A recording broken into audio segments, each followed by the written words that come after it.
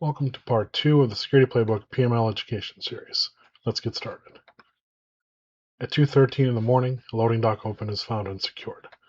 The officer on duty calls supervisor because there is no clear escalation guide. The supervisor knows which facility manager will answer.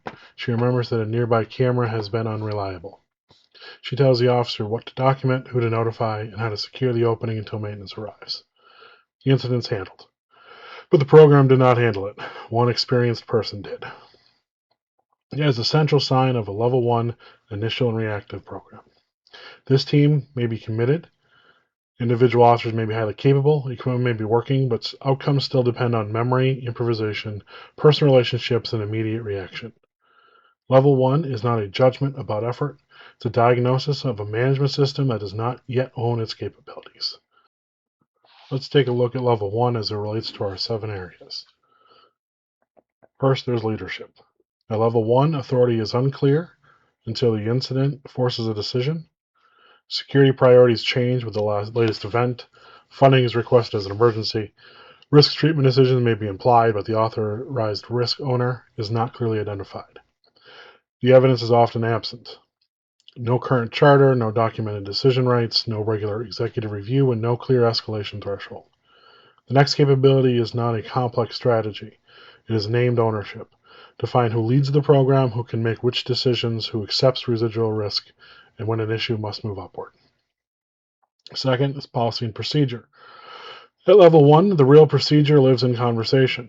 Post orders may be outdated, emergency contacts may be handwritten. Two officers can face the same event and make different choices because neither has a current usable guide. A binder on a shelf does not change that rating if personnel cannot find, explain, and use its contents. The next capability is a controlled minimum set. Critical post orders, emergency escalation steps, incident categories, access and visitor rules, and a simple way to keep them current.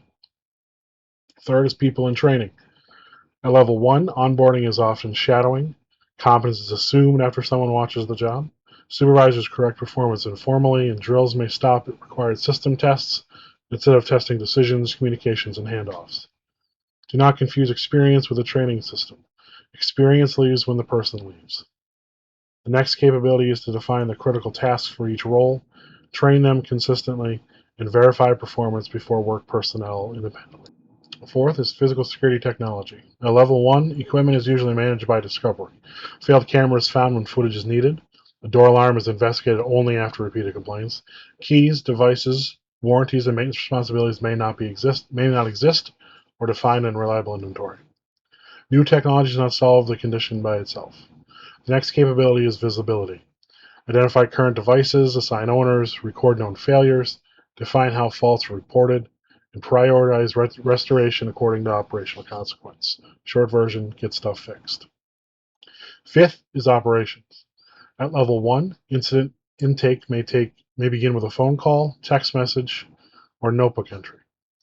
Severity classification is inconsistent. Dispatch and escalation depend on who's working. Shift handoffs lose information. Fast response by one officer does not prove a mature process. The next capability is a common operational spine. One intake method, a few clearly defined severity categories, basic dispatch and escalation expectations, consistent incident record, and a shift handoff routine. 6 is continuous improvement. At level 1, the organization fixes the immediate problem and moves on. Lessons remain conversational. Audit findings may have no owner.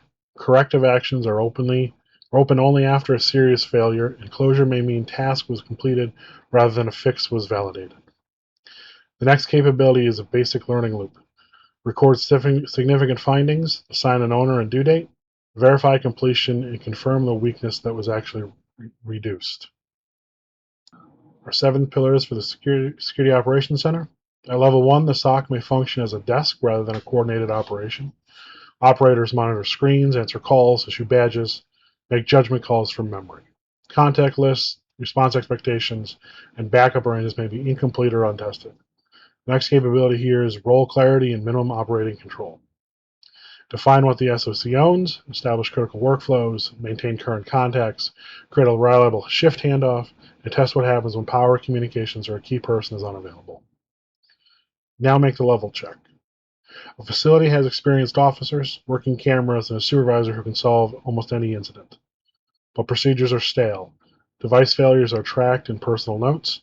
Training is mostly shadowing, and escalation depends on who answers the phone. Is that level 1 or level 2? The most defensible answer here is that it's a level 1. There may be isolated strengths, but the organization cannot yet demonstrate the critical practices, repeat reliability with defined team sites or shifts. The misconception is that a successful response proves a capable program. At level 1, success often proves that a capable person was present. Before confirming the rating, triangulate the evidence. Read the current documents. Interview the people who perform the work. Inspect the records they create and observe the task when practical. One missing document does not prove that every part of the capability is level 1. One polished interview does not prove that the process repeats. Rate the demonstrated operating condition, record any uncertainty, and identify what additional evidence would change the conclusion. Also, as a separate maturity finding from a risk calculation, person-dependent escalation may weaken continuity and control, but the maturity rating alone does not calculate the likelihood of consequence of a specific event.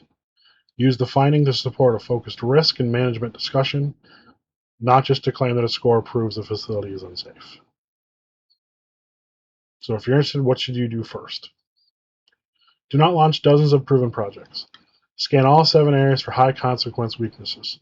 Stabilize life safety communication, escalate authority, critical access point, incident intake, and other capabilities whose failure can produce serious harm or operational disruption.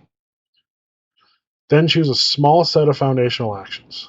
Name the owner, document the minimum method, train the people who perform it, record the work, and verify that the method can survive a shift change or an absence. Executive translation matters here. Do not brief leadership by saying, we need to become more mature. Say our after-hours loading dock response depends on one supervisor's personal knowledge.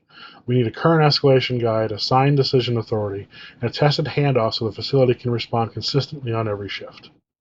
The statement connects the maturity finding to continuity, accountability, and a decision. Level 1 is not failure.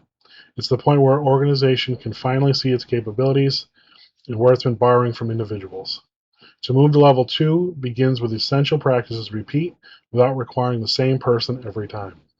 But repeatability creates its own problem. One site improves, one site supervisor builds a useful process, one shift performs consistently, the practice works, but it remains trapped in a silo. That's level 2, repeatable